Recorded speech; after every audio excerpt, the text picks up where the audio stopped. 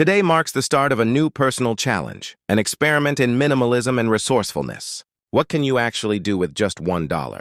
The journey begins right now, with this single bill held between my fingers, a solitary symbol of the day's entire budget. It feels flimsy, almost insignificant, yet for the next 24 hours, it represents my total purchasing power. The room around me is simple, stripped of distractions, forcing the focus onto this small piece of paper. This isn't about simulating poverty. It's a deliberate exercise to rediscover the true value of money and the simple necessities we often take for granted. The goal is to survive, and maybe even thrive, on a budget that most would consider impossible. The sun is rising and the clock is ticking. The challenge has officially begun.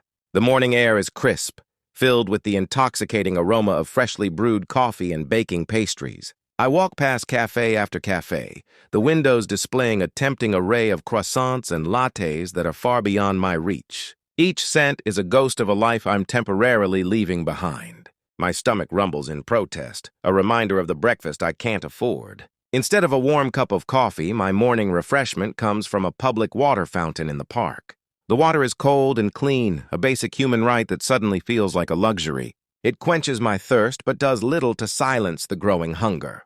I remind myself that this is part of the experience.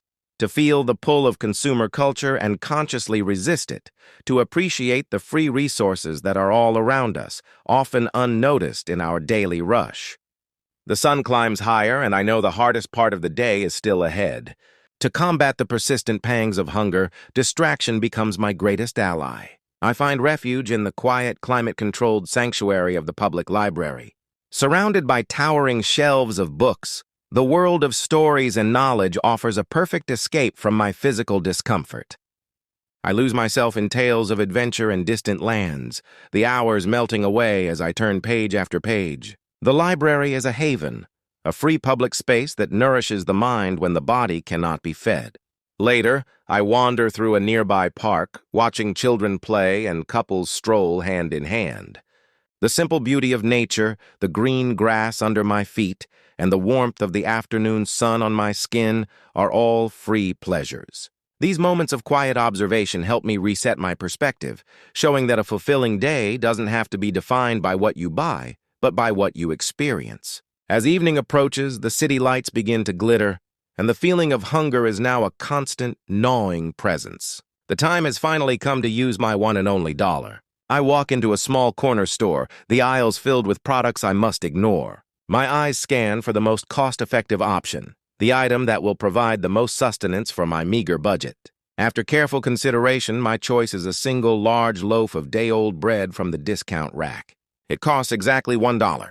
Holding it in my hands feels like a significant victory, a tangible reward for a day of discipline and patience. This simple loaf is more than just food. It's a symbol of my success, the culmination of the day's challenge. I hand over the dollar, the sole transaction of my entire day, and the exchange feels monumental.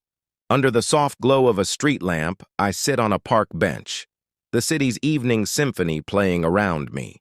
The bread is dense and satisfying, each bite a profound lesson in gratitude. This day has been an intense exercise in self-control, and a powerful reminder of how much we overlook. It has recalibrated my understanding of value, shifting it away from monetary cost and towards genuine necessity and simple joys. Looking out at the bustling city, I see it with new eyes, not as a marketplace of endless wants, but as a landscape of hidden opportunities and free treasures. The challenge was to survive on $1, but the real takeaway is a deeper appreciation for everything I already have. Today, I've learned that true wealth isn't measured by what's in your wallet, but by the richness of your perspective and the resourcefulness of your spirit.